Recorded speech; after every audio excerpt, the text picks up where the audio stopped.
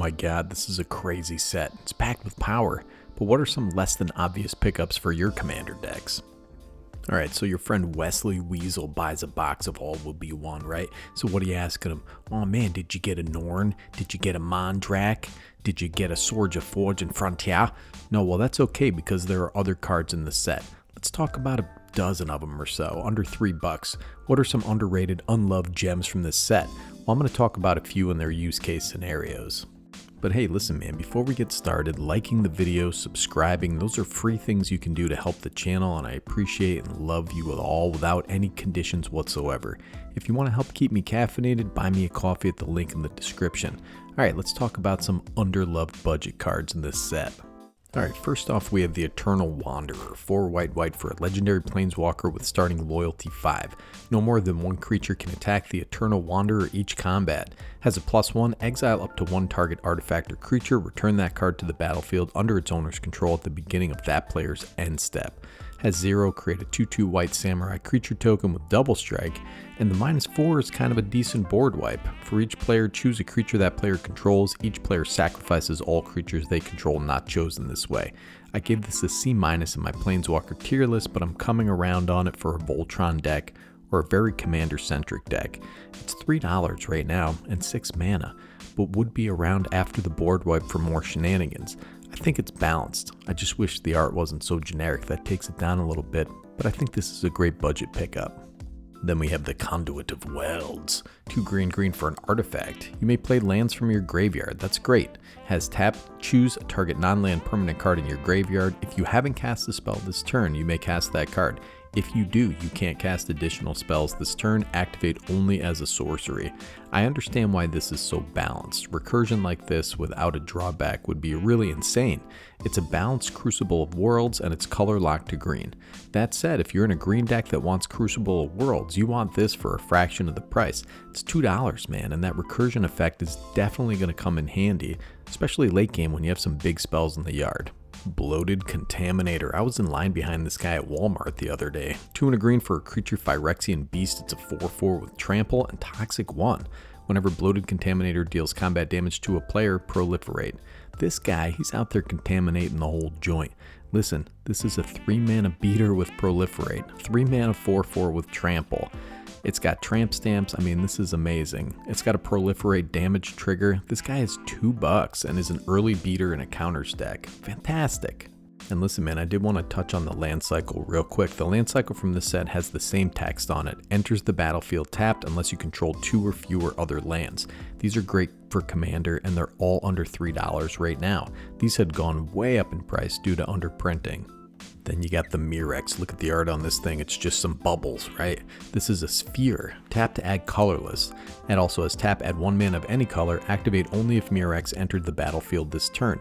Has 3 and tap, create a 1/1 colorless Phyrexian Might artifact creature token with Toxic 1, and this creature can't block.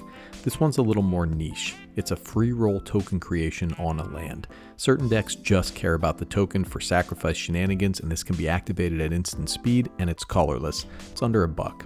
Then you got Glissa Sunslayer, looking all fly, looking all lovely. 1 black and a green for a legendary creature, Phyrexian Zombie Elf. It's a 3/3 with first strike and death touch. Whenever Glissa Sunslayer deals combat damage to a player, choose 1. You draw a card and you lose 1 life, destroy target enchantment, remove up to 3 counters from target permanent. I'm going to do a budget deck around this because I think this is a very interesting card. A 3/3 for 3 with that combination of abilities is very difficult to block. Anything they block it with is going to die. This is under $1 and interacts with undying or persist creatures and sagas, and you draw cards. It's got some relevant creature types as well. Elves and or zombies. These synergies can make this pretty big, and those are some of the best creature types in the game. Encroaching microsynth is 3 and a blue for an artifact. Non-land permanents you control are artifacts in addition to their other types. The same is true for permanent spells you control and non-land permanent cards you own that aren't on the battlefield. Alright, this is an artifact, but it also works great with cards that care when you cast artifact spells, or that tap for mana based on the number of artifacts you control, or that grant indestructible based on being an artifact, all this stuff. However, this card is balanced around the key phrase non-land permanents, and I have to add on this one. If you're running an artifact deck, all your stuff's probably artifacts anyway. Cankerbloom. I heard a guy in the pharmacy the other day asking about a cream for his cankerbloom. It's 1 and a green for a creature Phyrexian fungus. It's a 3/2. Has 1 and sacrifice cankerbloom. Choose 1. Destroy target artifact, destroy target enchantment, or proliferate. This is a solid role player in decks that you want your creatures to die. You'll be seeing this in a lot of decks with the recursion effects, and it's got that proliferate option. This is a great balanced role player magic card. Blue Sun's Twilight is X blue for a sorcery. Gain control of target creature with mana value X or less. If X is 5 or more, create a token that's a copy of that creature. This is fantastic in decks that use cost reducers or big mana decks. Zaxara loves this. Magnus the Red loves this. Magus Lucia Kane loves this card. Hanada likes this, I guess, if you want that effect as well. All of these are bulk price, all these Twilights. Now, I'm always on the lookout for clone effects. Blade of Shared Souls is 2 and a blue for an artifact equipment for Mirin. When this enters the battlefield, create a 2/2, a red rebel creature token, then attach this to it. Whenever Blade of Shared Souls becomes attached to a creature, for as long as it remains attached to it, you may have that creature become a copy of another target creature you control, has equipped for 2. This is a clone effect for your own creatures, nothing new there. However, if the clone dies, you can attach this to another token or something as you rebuild. If you have artifact synergies or equipment synergies, more the better. Brutaclad decks want this very badly. It's fantastic in that deck, or any deck where you're creating powerful tokens or that cares about tokens. Does your equipment deck have a Shimmer Dragon in it? Your Dalikos deck? Nice, now you have 2 Shimmer Dragons, buddy. And you got Red Sun's Twilight. What is Urbrask pointing at over there? X red for a sorcery. Destroy up to X target artifacts. If X is 5 or more, for each artifact destroyed this way, create a token that's a copy of it. These tokens gain haste, exile them at the beginning of the next end step. Okay, so it says destroy up to, so you don't have to have 5 targets. If there's 4 artifacts, but you can pump 5 mana into X, you can still create the tokens, right? I think that's the way it works. Anyways, this is also great in Hanada. It's an interesting twist on artifact destruction and can be a real swing making them tokens. Mirin Safe House, 3 generic mana for an artifact. As long as Mirin Safe House is on the battlefield, it has all activated abilities of all land cards in all graveyards. This is an interesting card. Very much a meta call though, but there are fetch lands, right? And if you're running fetch lands, this might be an interesting way in non-green for you to ramp. So those put themselves in the graveyard. This can grant land ramp to all those types of decks. If you have mill synergies, you can just be a 3-cost mana rock. I mean, it's okay. It's interesting. Then we got Serum Sovereign. It's 4 and a blue for a creature Phyrexian Sphinx. It's a 4/4 with flying. Whenever you cast a non-creature spell, put an oil counter on Serum Sovereign. Has blue, remove an oil counter from Serum Sovereign, draw a card, then scry 2. This art reminds me of 1970s Barbarella sci-fi movies.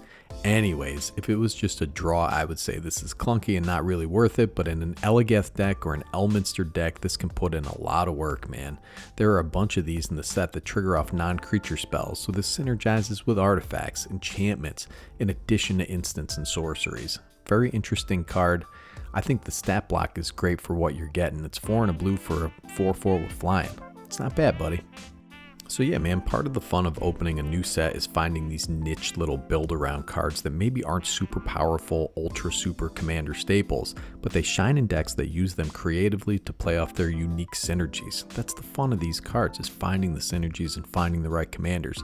I mean, way back in the beginning of this format, there was no EDH rec, no Mox field. I was literally digging through boxes for cards that fit into whatever unique strategies my commander pushed me into. So check out these cards and enjoy. Have a great day. Sneaky G from Better Commander signing off.